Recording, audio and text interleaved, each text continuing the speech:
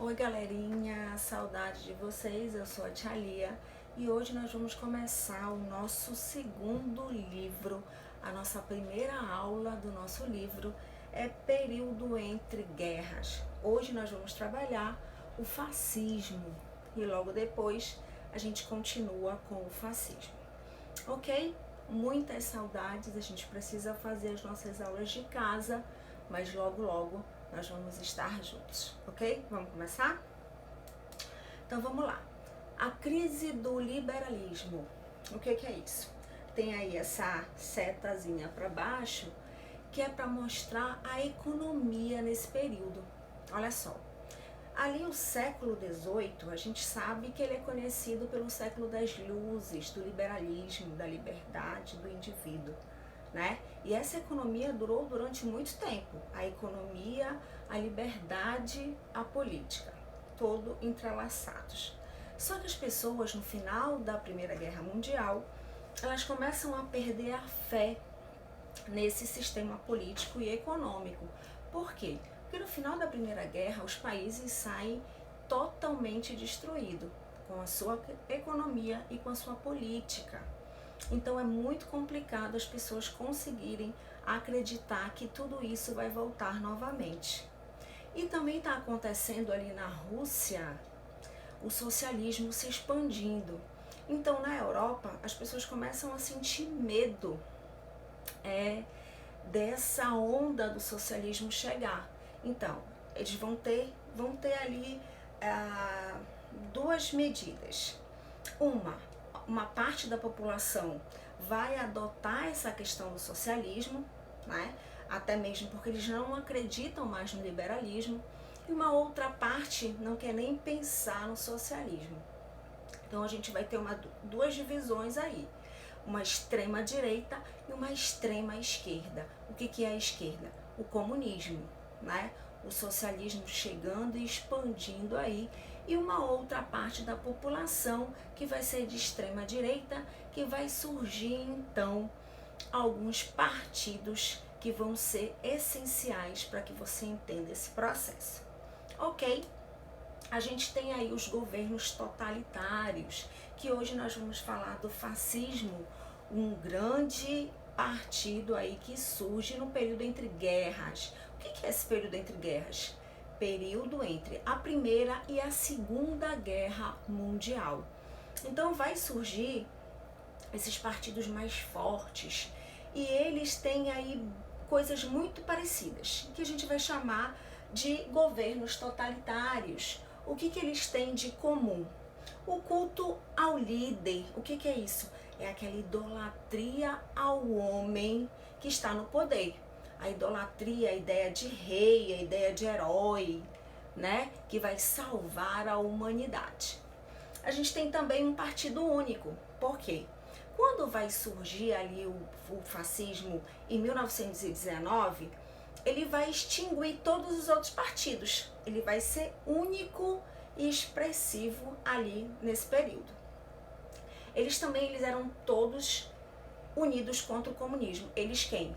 Os partidos de direita, porque na esquerda é o comunismo. Então eles se unem totalmente a favor aí para se lutar contra o comunismo. O militarismo. Por que o militarismo?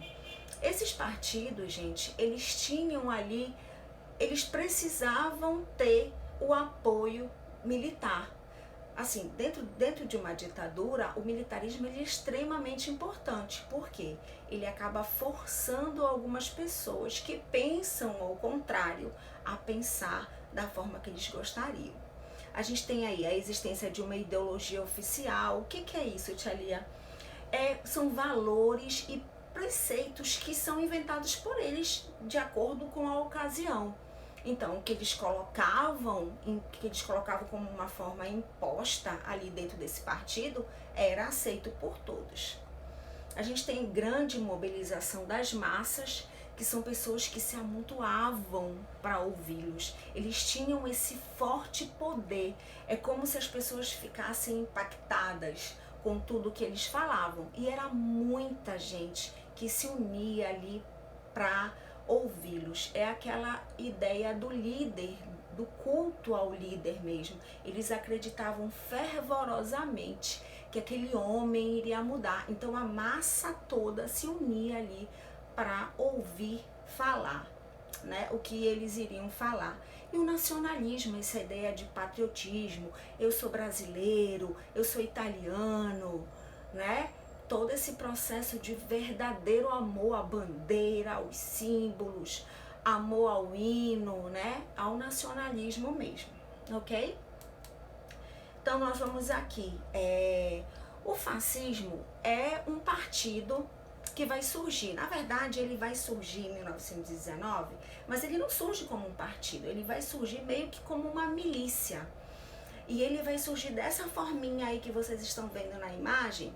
Eles são chamados de camisas pretas ou camisas negras. Eles se vestem de camisas pretas, é como se fosse um movimento.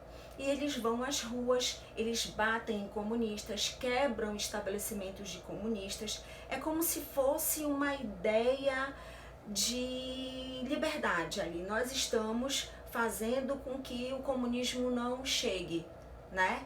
Só que esse partido, ele começa dessa forma por este moço aqui, Benito Mussolini, que é um jornalista e também um homem político, de ideias fortes, de posicionamento muito forte. Ele é o criador ali do fascismo, com ideias muito revolucionárias. Só que ele começa a perceber que a maneira como as pessoas estão agindo com esse movimento dos camisas pretas ou camisas negras, ele faz o seguinte, ele pede para as pessoas diminuírem a violência, porque da maneira que está acontecendo, não está expandindo muito. Por quê? Eles não estão conseguindo ter bons resultados nas eleições. Até porque as pessoas não conseguem perceber que eles são um partido político sério, já que eles usam de muita violência, mesmo que seja contra os comunistas, que uma grande parte da população é contra, né? Mas a violência é algo ali que não engrandece o movimento em nada. Então Mussolini resolve diminuir essa violência e ele vai fazer um movimento que a gente vai chamar de Marcha sobre Roma em 1922, com cerca de 40 mil pessoas. Qual o objetivo? Mostrar para a população que eles são fortes, que eles são poderosos. Eles queriam mostrar como eles são grandes, volumosos, né? E olha só essa imagem, Mussolini está bem no centro aí, né, dessa manifestação, e as pessoas começam a perceber realmente que, nossa, tem alguma coisa boa nesse partido, né? Então vamos tentar, eles são contra o comunismo, isso já é um ponto crucial. Então o que a população faz? Começam a fazer pedidos para o rei da Itália para que pudesse colocar Mussolini como primeiro-ministro. Então a Itália, nesse período, ela era uma monarquia parlamentar. O que é isso, Tia Lia? O parlamento é que comanda, ou seja, o rei reina, mas não governa. Quem governa é o primeiro-ministro. Então, Mussolini aí é indicado pelo rei Vítor Emanuel III na época, e ele vai ser, então, o primeiro-ministro da Itália. Então, a gente tem aí as primeiras manifestações de Mussolini que foram essenciais para a Itália nesse momento. Primeiramente, ele vai criar a Carta del Lavoro. O que é isso? É como se fosse uma lei trabalhista, como se fossem as leis que a gente tem hoje, né? Da CLT, a nossa carteirinha, ela era basicamente isso, era dessa forma que funcionava nessa época. Então, o empregador e o empregado, eles eram meio que, podemos dizer, organizado pelo Estado. O Estado estava ali à frente de tudo. Então isso fez com que fossem criadas cooperativas, as coisas foram se organizando mais economicamente dentro da Itália. Ele foi também totalmente contra o comunismo, né? Ele sempre foi desde o começo. Só que com o poder ele vai começar a extinguir mesmo os comunistas. Ele vai mandar matar, prender, ele vai dar uma limpada na Itália em relação ao comunismo. Ele proíbe greves, né, dos trabalhadores, ele dá uma organizada bem bacana na Itália. Ele recupera até a economia da Itália nesse período, que ele vai fazer o arroxo salarial. O que é isso? É um congelamento do salário. Isso vai fazer com que a economia se equilibre. E ele vai também impedir a importação de alguns alimentos essenciais ali para a Itália, para que a própria Itália, as próprias indústrias da Itália pudessem produzir e se reestabelecer com isso.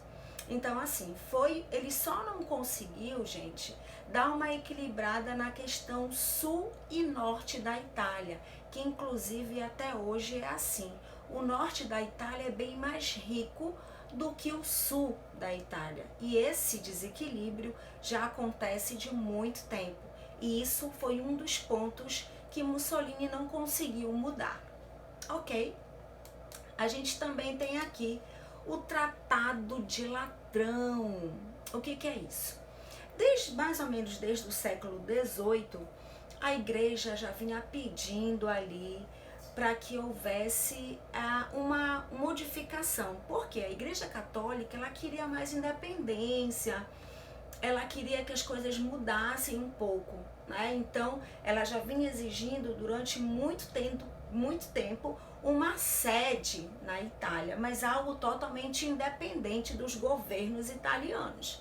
E Mussolini então faz esse acordo com a igreja, um acordo de que teria um Estado do Vaticano dentro da Itália que fosse totalmente independente, que hoje é a sede da Igreja Católica. Então a gente tem aí a imagem desse acordo que foi assinado por Mussolini. Então, gente, a gente tem aqui o processo todo do regime fascista totalitarista. Eu vou fazer aqui para vocês um outro momento do fascismo, do nazismo, para que a gente vá aprendendo com calma cada ponto, para que não precise a gente correr, porque eu quero que você saiba tópico por tópico, como a gente faz em sala, porque é uma maneira de você aprender melhor e não esquecer. Que lembra que a tia Lia fala sempre, história a gente não decora, história a gente aprende. E a gente se vê logo. Beijos, com muita saudade, e a gente se vê por aqui.